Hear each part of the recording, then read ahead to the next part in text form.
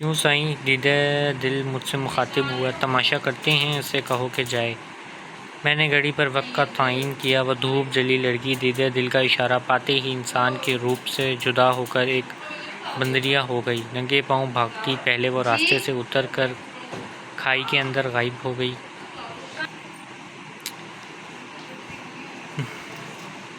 پھر ایک دم ظاہر ہوئی اور اچھلتی کودتی چٹانوں پر چڑھتی، بڑے پتھروں کو پھاڑتی، کبھی ان سے اونجھل ہو جاتی اور کبھی کسی چٹان کی اونٹ میں سے نمودار ہو جاتی۔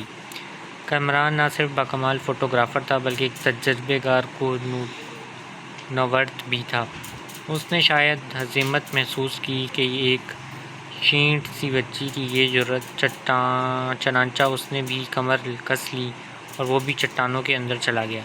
اس کا بھاری وجود حیرت انگیز پھرتی کے ساتھ اس چٹانی بلندی پر چڑھتا گیا۔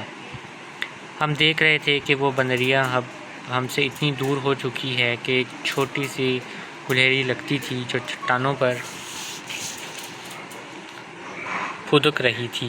تب وہ ایک مرتبہ پھر اوجھل ہوئی اور کچھ لمحوں کے بعد چٹانوں کی آخری بلندی پر لہراتے پھریرے کے برابر میں کھڑی ہمیں ہاتھ ہلا رہی تھی۔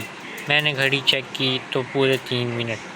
اگلے لمحے وہ کسی طور اچھلتی کودتی ننگے پاؤں چٹانوں سے اترتی واپس آ رہی تھی، اور تب کامران نے ابھی وصف سلسلہ بھی طے نہ کیا تھا۔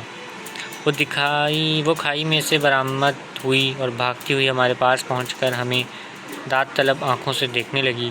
پورے 2 منٹ اور کل 5 منٹ اور وہ ہانپ نہیں رہی تھی، اس کا سانس چڑھا ہوا نہیں تھا۔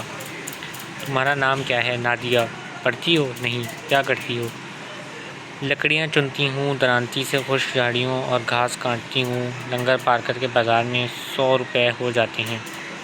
یہاں جو لوگ آتے ہیں سیر کرنے تو آپ انہیں یہ کرتب دکھاتی ہو، 5 منٹ میں اس جھنڈے کو ہاتھ لگا کر واپس آ جاتی ہو؟ ہاں۔ اور وہ سب پیسے انعام کے طور پر دیتے ہیں؟ کبھی نہیں دیتے۔ بہر طور ہم نے اسے مناسب انعام دیا۔ دوسرے بچے بھی چٹان کی بلندی پر پہنچ کر صرف 5 منٹ میں واپس آ جاتے ہیں؟ نہیں، کوئی نہیں، صرف میں۔ یہ بچی مشہور عالم جمناسٹک نادیہ کمانچی سے کم تو نہ تھی، اگرچہ یہ بھی نادیہ تھی، رومانیہ کی نہ تھی، صحرائے تھر کی تھی اور لکڑیاں بیچتی تھی۔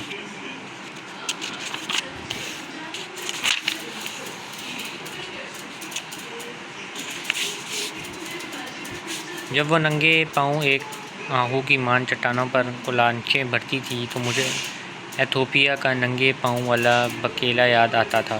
وہ روزانہ اولمپک کی طویل ترین دوڑ مراتھون سے بھی زیادہ فاصلے طے کرتا ہے۔ اس کی مناسب ٹریننگ کی گئی اور اسے ایتھوپیا کی جانب سے روم اولمپک میں شامل ہونے کے لیے بھیج دیا گیا۔ میں نے روم اولمپک کی وہ مراتھون دوڑ ٹیلی ویژن پر براہ راست دیکھی تھی۔ سینکڑوں کھلاڑیوں میں سے یکدم ننگے پاؤں دوڑتا بکیلا آگے نکلتا ہے اور وہ ایک مخصوص رفتار سے اور نہایت خوبصورت انداز سے کلانچیں بھرتا بھاگتا جا رہا ہے، یہاں تک کہ سب کھلاڑی بہت پیچھے رہ جاتے ہیں، اور جب وہ دوڑ کے اختتام پر اولمپک اسٹیڈیم میں داخل ہوتا ہے اور آخری لائن عبور کر جاتا ہے تو بھی رکتا نہیں۔